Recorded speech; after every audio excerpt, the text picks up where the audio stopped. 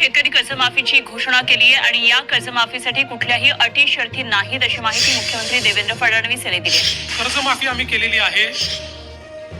या कर्जमाफीमध्ये कुठल्याही अटी आणि शर्ती आम्ही टाकलेल्या नाहीत. ज्यांना वारंवार माफी मिळालेली आहे त्यांच्याकरता याही वेळेस आम्ही माफी करणार. शेतकरी बांधवांसाठी सर्वात मोठी आनंदाची बातमी. कुठल्याही अटी आणि शर्तीविषयी कर्जमाफी मुख्यमंत्र्यांनी काय सांगितलंय बघा. शेतकरी बांधवासाठी या क्षणी सर्वात मोठी आणि महत्त्वाची बातमी. 2026च्या अर्थसंकल्पात कर्जमाफीची घोषणा तयार झाली आहे.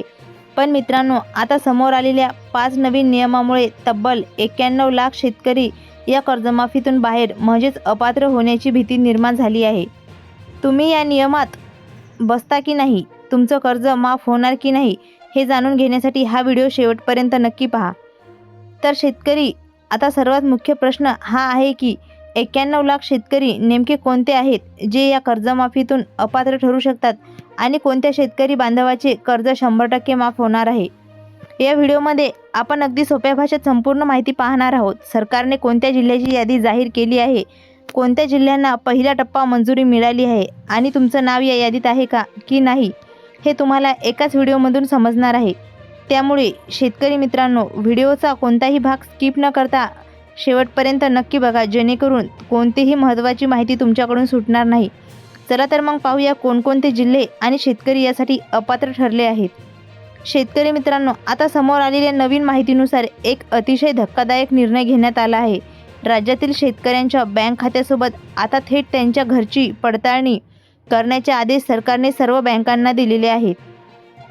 शासकीय प्रशासनाकडून बँकांना स्पष्ट सूचना मिळाल्या आहेत की जर शेतकऱ्यांच्या घरात या 5 महत्त्वाच्या वस्तू आढळल्या तर त्यांना कर्जमाफीचा 1 रुपयासुद्धा मिळणार नाही. वास्तविक पाहता सरकारच्या तिजोरीवर येणारा मोठा आर्थिक ताण लक्षात घेता जास्तीत जास्त अपात्र शेतकऱ्यांना या योजनेतून बाहेर काढण्यासाठी हे धडक धोरण आखण्यात आलं आहे.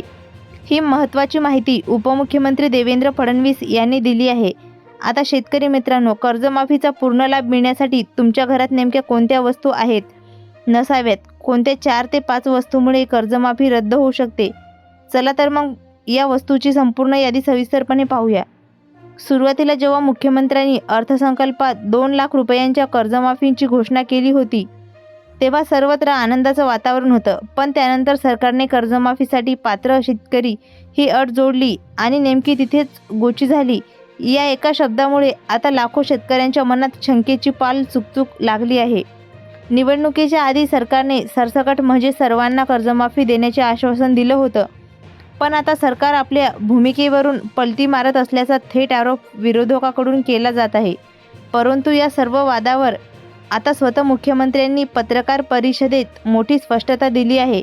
मुख्यमंत्र्यांनी स्पष्ट केलं आहे की ज्याच्या घरात 5 ठराविक वस्तू आढळतील त्यांना कोणत्याही परिस्थितीत या 2 लाख रुपयांच्या कर्जमाफीचा लाभ दिला जाणार नाही.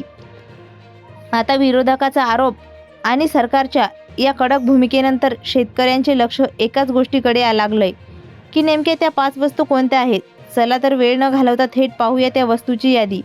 ज्यामुळे शेतकरी, जर तुमच्या घरात एकसुद्धा 5 वस्तू असतील तर त्यावेळी सावध व्हा आणि त्या वस्तू कोणत्या आहेत हे आत्ताच जाणून घ्या.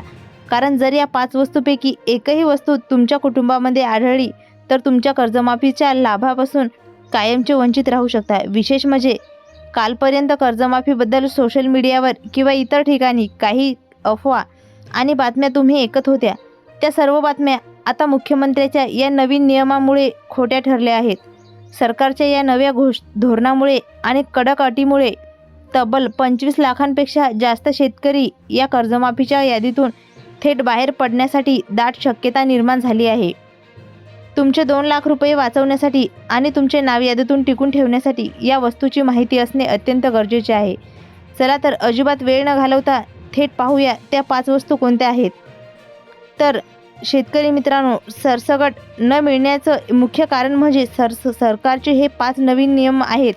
प्रत्येक शेतकऱ्याला कर्जमाफीचा लाभ मिळण्यासाठी हे नियम पूर्ण करणे अत्यंत अनिवार्य किंवा बंधनकारक आहे.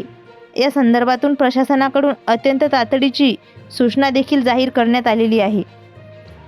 त्या 5 वस्तू पाहण्याआधी तुम्हाला बँक खात्याशी संबंधित एक अत्यंत महत्त्वाचे काम करायचे आहे.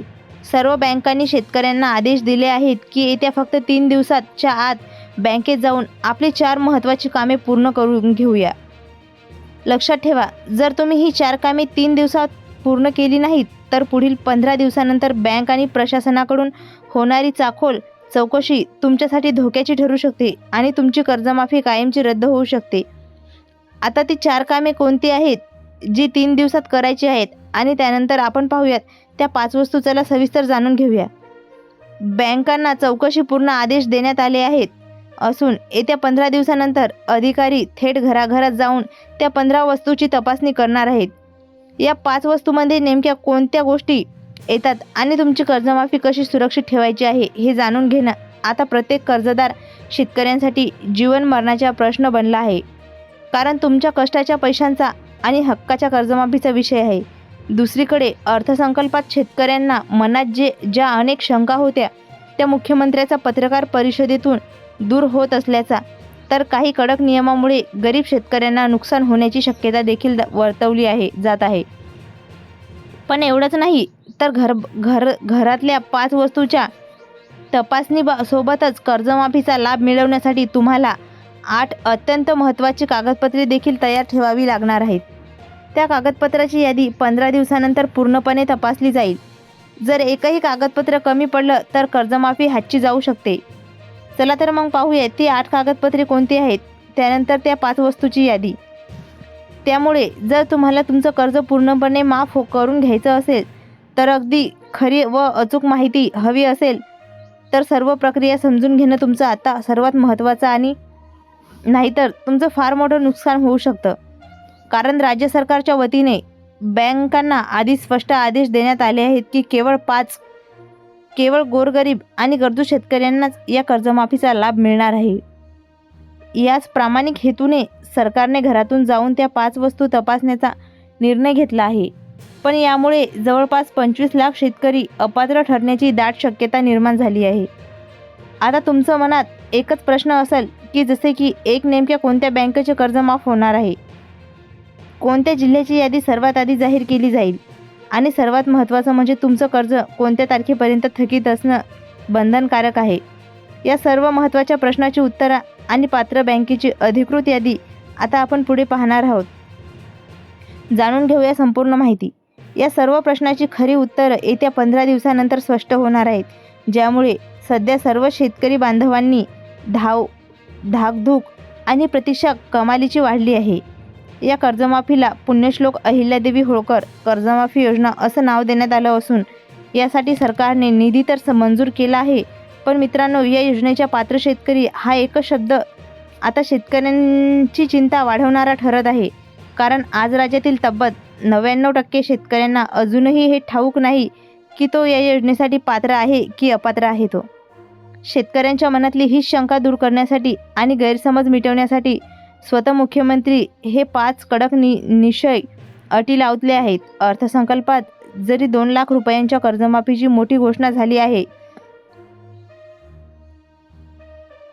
तरी प्रत्यक्ष लाभ मिळवण्यासाठी तुम्हाला या 5 अटीच्या मोठ्या चाळणीतून पार व्हायचं आहे.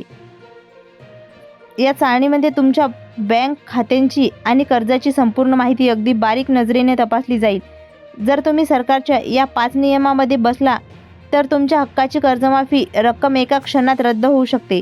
म्हणूनच मी आधी म्हटलं की बँकेत जाऊन ती महत्त्वाची कामं आताच उरकवून घ्या, नाहीतर शेतकरी बांधवांचं खूप मोठं नुकसान होऊ शकतं.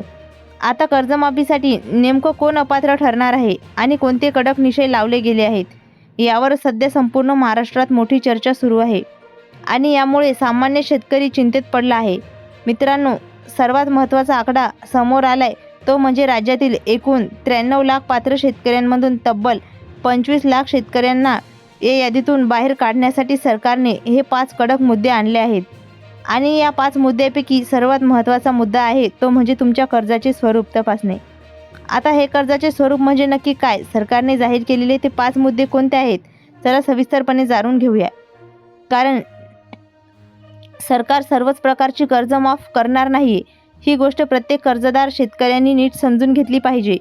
अनेक शेतकरी बांधवांनी ट्रॅक्टर खरेदी करण्यासाठी, शेतात विहीर खणण्यासाठी, पाईपलाईन टाकण्यासाठी किंवा घरासाठी कर्ज घेतलेलं असतं. पण मुख्यमंत्र्यांनी पत्रकार परिषदेत अगदी स्पष्ट केलं आहे की ज्या शेतकऱ्यांची फक्त आणि फक्त पीक कर्ज घेतलेलं आहे त्यांचं पीक कर्ज 100% माफ होणार आहे.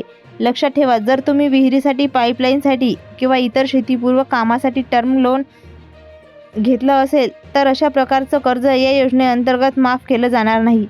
आणि यासोबतच पुढील 15 दिवसानंतर अधिक जी चौकशी करणार आहे ती सर्वात मोठी अडचण ठरणार आहे. कारण जर तुमचं घरात त्या 5 वस्तू आढळल्या तर त्यांची उपस्थिती तुम्हाला कर्जमाफीसाठी थेट अपात्र ठरवू शकते. आता प्रत्येकाचे डोळे याच गोष्टीकडे लागले आहेत की पीक कर्ज असून कोणत्या 5 वस्तूमुळे शेतकरी अपात्र ठरणार आहे. ज्या 5 अटी वस्तूमुळे शेतकरी अपात्र ठरणार आहे त्याची यादी आपण पाहणारच आहोत. पण त्याआधी समजून घ्या की तुमचं बँकेचा प्रकार देखील कर्जमाफीमध्ये मोठी अडचण ठरू शकते.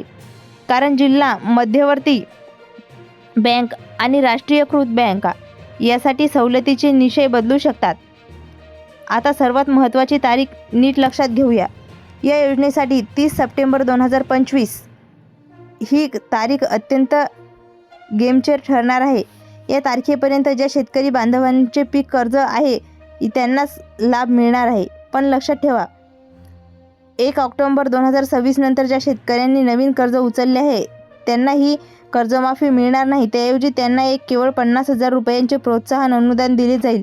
पण मित्रांनो, 50,000चे अनुदान मिळण्यासाठी सुद्धा सरकारने कडक नियम लागू होणार आहेत.